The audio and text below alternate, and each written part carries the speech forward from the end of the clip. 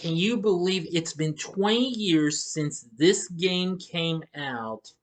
It had become one of my favorite franchises on the PlayStation 2 when I played it. So here it is. Let's talk about Ratchet and Clank. Big D's Entertainment Rankings and Reviews. Greetings, my fellow YouTubers. Welcome to Big D's Entertainment Rankings and Reviews. My name is Doyle, better known to you as the Big D, back again with another review. This time around, it's another video game, and it's on a really fun game that I never thought would be good. It'd be one of the last few games I ever buy and own on the PlayStation 2, but it got me hooked on it and got me to play a whole lot of the games in the series of this. So, now without further ado, I bring to you Ratchet and Clank. Ratchet and Clank is a fun-filled action-adventure platform type game. Originally released on the PlayStation 2 on this day in North America, November 4th, 2002. The game was produced by Sony Computer Entertainment America and was developed by Insomniac Games, the company that was best known for bringing us the original Spyro the Dragon trilogy, as well as the Marvel Spider-Man game for the PlayStation 4 and its, spin-off, Miles Morales. And they've got a brand new one coming up. Yes, Ratchet and Clank.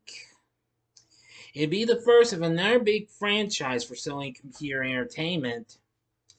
Now, of course, it came to North America, as I mentioned, on this day, November 4th. It came to Australia 2 days later, and 2 days after that to Europe. And the game follows the anthropomorphic character of Ratchet, a Lombax, meaning a robot named Clank on his home planet.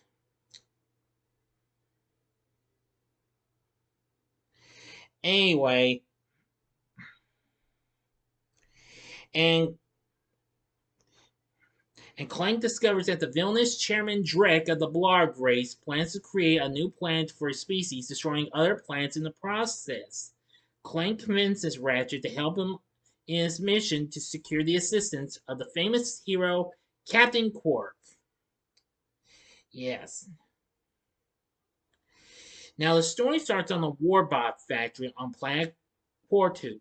A defective but intelligent robot escapes and crash lands on Veldin, the home world of the mechanic Ratchet, a feline-like humanoid known as a Lombax. He's voiced by Mikey Kelly. This would be his only time of voicing the character because James Arnold Taylor took over the role for the rest of the series. After awakening, the robot nicknamed Clank, voiced by David Kaye, reveals to Ratchet that he's on a mission to stop Chairman Drek, voiced by Kevin Michael Richardson, who of course is a big-time voice actor for doing numerous tunes, including Family Guy. Drek is a corrupt Blargian business tycoon who harvests inhabited planets to create a new one for his race, the Blarg, due to theirs having been overpopulated and severely polluted. However, by doing so, the selected planets are destroyed in the process. Clank offered to start Ratchet's ship using his robotic ignition system, and in exchange, Ratchet agreed to take him to the planet presented in the infobot Clank had obtained, that's what I mentioned, from Quartu. So they go out on a big quest to stop Drek, and it enrages him, who launches a manhunt for the duo. And so they enlist the help of superhero Captain Quark, voiced by Jim Ward. But I will say it takes a turn for the worst, if you know what I'm saying. But I'm really not going to try to give the whole story, the whole plot for this game away, okay? Anyway, the game is really something. The game is played in a third-person perspective, though a first-person mode to view the player's surroundings is available. The player traverses diverse environments with a large collection of unusual gadgets and weapons, using them to defeat enemies and pass obstacles. There are up to 36 weapons and gadgets that can be bought or found in the game. Now, you only have 2 weapons at the start. The Omni-Wrench 8000, which is a standard melee weapon, with a variety of uses such as interacting with puzzles in the environment and the bomb glove, a short-range grenade thrower. As missions are complete across the game's various planets, more weapons and gadgets become available, including the blaster, the pyrocyter, and the suck cannon. The blaster is an automatic pistol, pyrocyter is a flamethrower, and the suck cannon is a vacuum gun, which can suck up smaller enemies and convert them into projectiles. Weapons are found or can be bought with bolts, the game's form of currency. The Omni Wrench remains the standard melee weapon for close combat, with its own button, as all other weapons assume the role of secondary weaponry and can only be equipped one at a time, though all weapons can be carried in the player's inventory. Now, bolts can be found in crates among with ammo or dropped from defeated enemies. The player also needs to buy ammo for most weapons, but a small number can function without the need for ammo. Vendors which sell weapons and ammo through Gadgetron are situated at strategic points throughout levels. After completing the game, the player may choose to enter challenge mode, in which the game's difficulty level rises considerably, but all bolts and weapons acquired the first time are carried through. There's also the option to buy gold weapons, more powerful versions of existing weapons. The game's health system is nanotech. Starts at 4 health bubbles, equivalent to be able to take 4 hits, but upgrades can be purchased, giving the player a total of 5 hit points with the first upgrade and 8 hit points with the second. Now, even if you die, don't worry, you return to your previous checkpoint. Normally, Clank rides on Ratchet's back as a jetpack or similar device. Occasionally, however, Clank becomes a playable character when Ratchet is unable to explore certain areas, and Clank can control gadget bots, smaller robots similar to him, and they can perform certain actions for him as well. Racing in the form of hoverboard races appears in the game, which are mostly a little bit frustrating. Some racing missions are necessary to progress in the game, while others are optional. One level of space combat and a level of flying through the air shooting tankers is also present. Many games that unlock doors, extend bridges, or elevate platforms appear in most levels, which most of them are pretty good, and some are a little puzzling and what have you. Anyway, the game was met with a good amount of praise, and it went on to sell over 1 million copies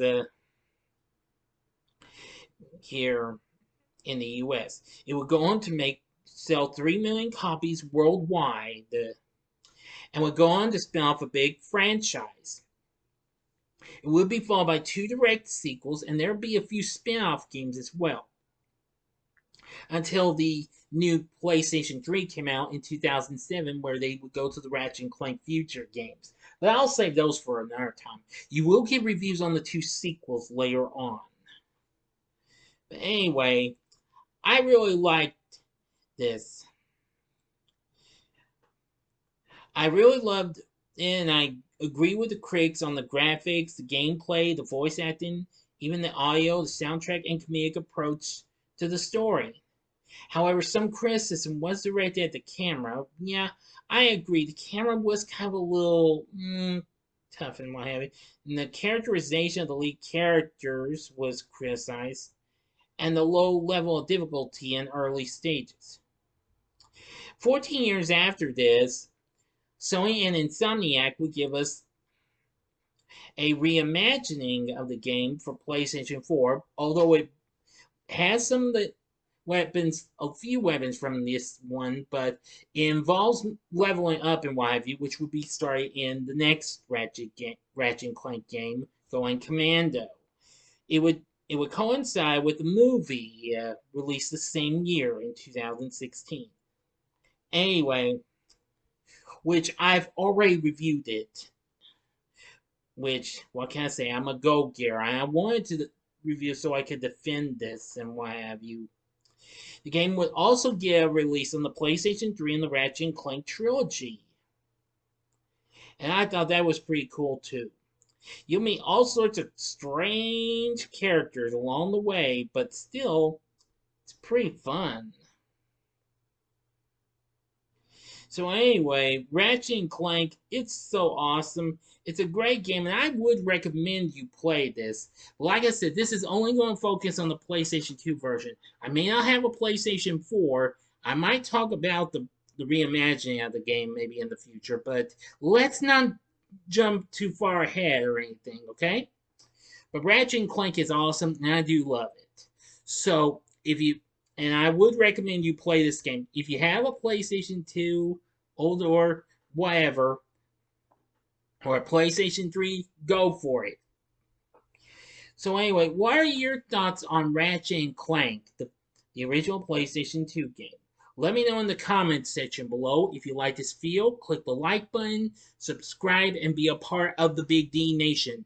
Join me next time when I bring to you my spoiler-free review of Enola Holmes 2. Thanks for watching, and if you like this, check out